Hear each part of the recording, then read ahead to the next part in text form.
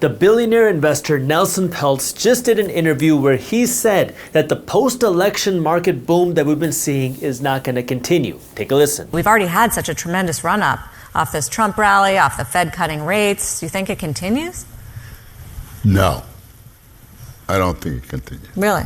According to Nelson Peltz, we're seeing stock market euphoria and nothing can go straight up forever. Trees don't grow to the sky, definitely not uninterrupted. There will be something that will upset it. I think you've got euphoria from the election. Now, I know there's a lot of political emotion out there right now because some people are very excited that Trump's entering office. Some people are scared that he's entering office. I really don't care what you feel. My goal is to help you be better with money and understand the reality, because the reality is, number one, nobody knows what's going to happen next year. Number two, your job is to figure out how you can be a smarter investor no matter what happens, whether markets go up, down, or sideways. And the first step to seeing that success is understanding different perspectives as to what's going on. Articles on the internet said that this interview resembled what Goldman Sachs said, because Goldman Sachs came out and said that this era of double-digit returns in the market is dead. Here's the actual report. On October 18th, Goldman Sachs published this.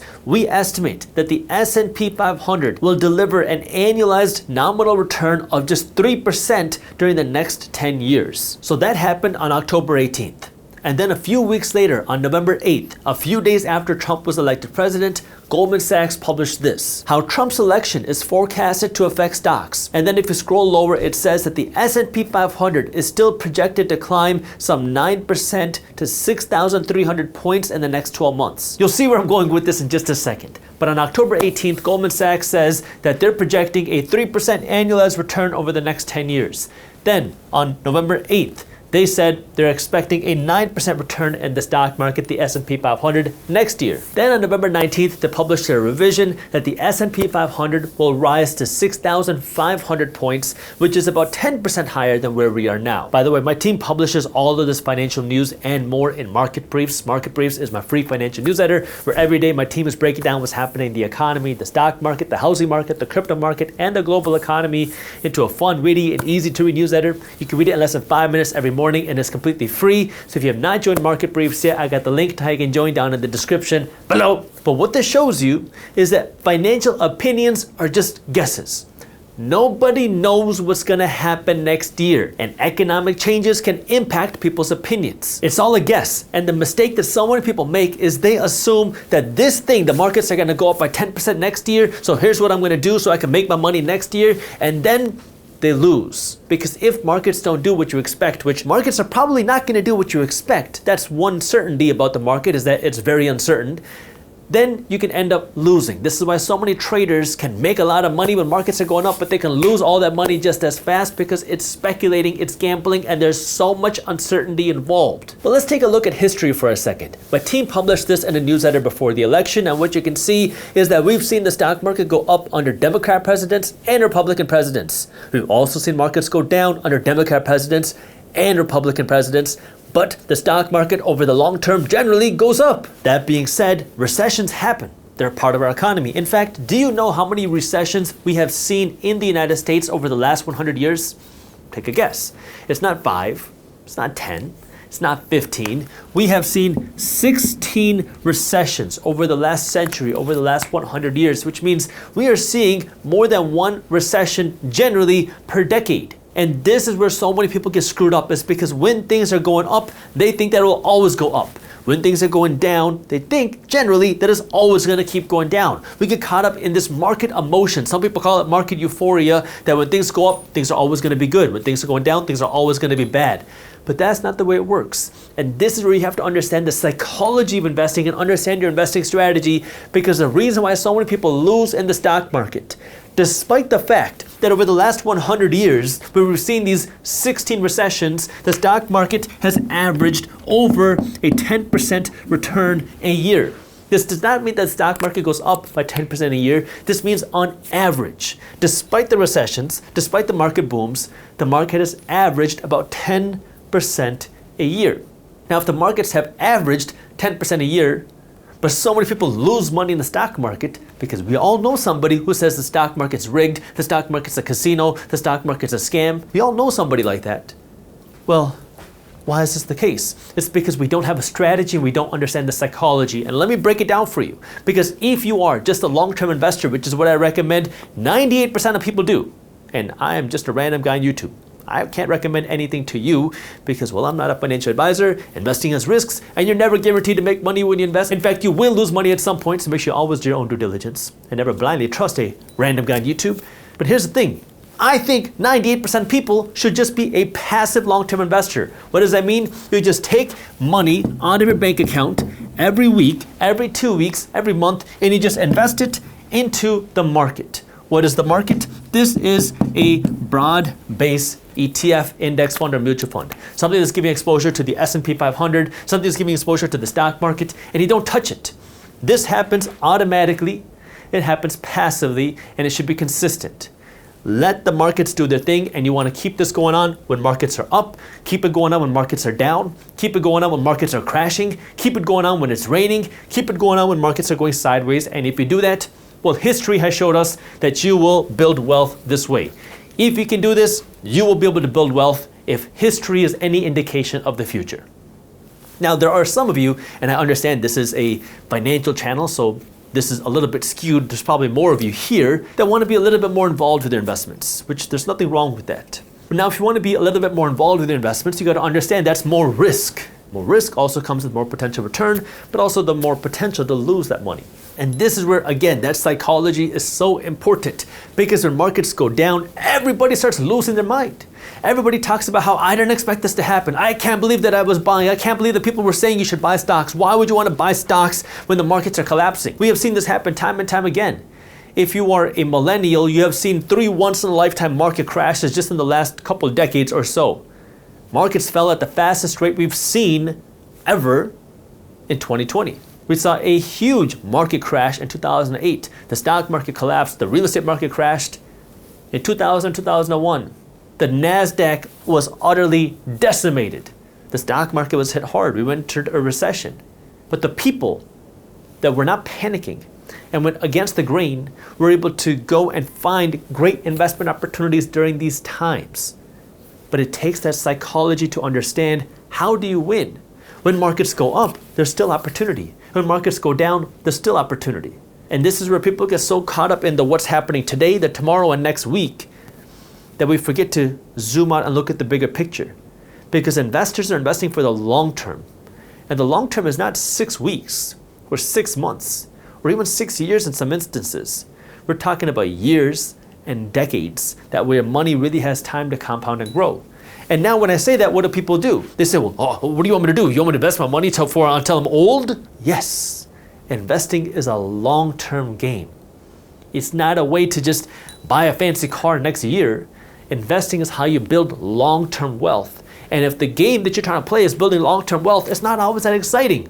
Actually, it's kind of boring sometimes, because you're just studying the numbers and letting the markets do their thing. And sometimes it's going to be scary when things are going down and markets are crashing, because the whole media is going to tell you that the world is ending and that markets are going to collapse. And everybody in the internet now is going to be talking about how everyone's stupid for putting the money in the stock market. And you're going to feel dumb and scared and sad and not know what to do. But that's the time where the smart investors are going to be going against the grain and buying. And during that time, everyone's going to say you're stupid if you're buying. Likewise, when you see markets start to break record highs and markets keep going up, everybody thinks that markets will keep going up and then nothing will ever go wrong.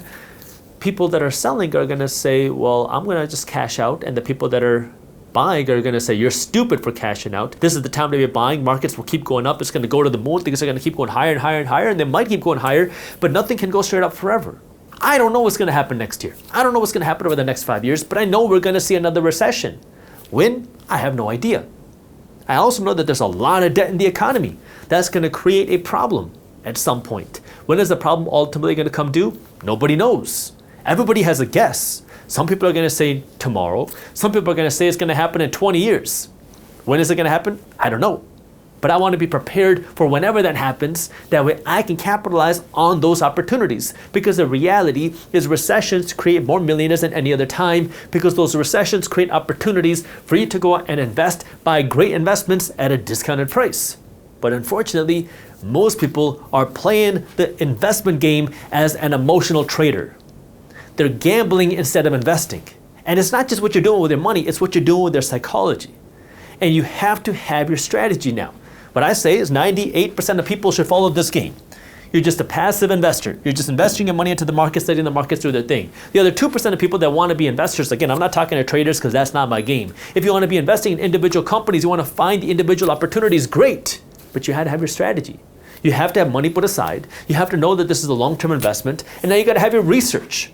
What is the research? What is your strategy to go out and invest? And when do you know that it's a good time for you to invest and understand that markets can go up, markets can go down. You can do all the research right and still be wrong.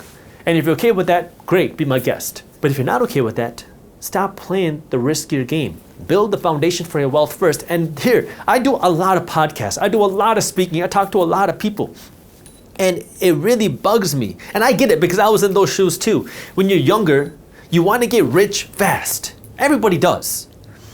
The problem is that mindset can really screw you over because now you get caught up in the get rich quick schemes. I'm not talking about those stupid classes out there. I'm talking about the get rich quick schemes on the market investing side because it's become very popularized. Throw your money into this meme coin, into this meme stock and see your money 10x very quickly. Some people get rich because of it. Most people don't. And this is where if you really want to build wealth, this is the way to do it in the proven way over time. Now, there are other more riskier investments that you can make, but it's more risky. And you got to understand that if you want to do the proven method, start here. And if you still don't believe me, all you got to do, just take a little bit of money and just start investing your money into the markets every week. If you do that, while you're trying all your other stuff, try it out. Don't just take my word for it. Go try it out for yourself. Get burned, make your own mistakes, and learn. If you get rich, great. I'm going to be happy for you. But keep doing this because this is the proven method, and the one thing that you can't get back, the one thing that you cannot get more of is time. And time is one of the most valuable tools to building wealth because time is what it takes for your money to compound and grow. Yes, we will see markets go up. Yes, we will see markets go down. Yes, we will see a recession. Yes, there are people that love Trump that think the markets are going to go straight to the moon. Yes, there are people that hate Trump and think the markets are going to crash and collapse tomorrow. Yes, nobody has a clue what's going to happen. But the reality is, you got to play your own game and stop getting caught up in the emotions because now it is easier than ever to get emotional with their investments thanks to the internet. Back in the day, it used to be what was happening in the newspaper. And the newspaper would get people excited or scared based off of what was happening in the articles, and maybe you'd see something on TV. Now it is amplified because you're reading what's happening in the markets with the financial news.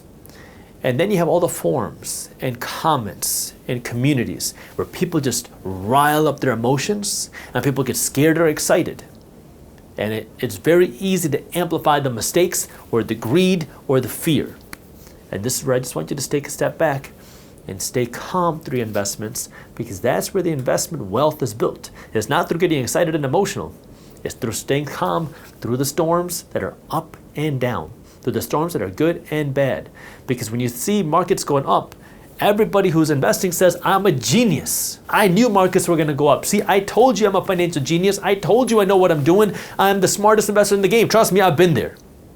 I have done that my fair share because I've been investing for a while now.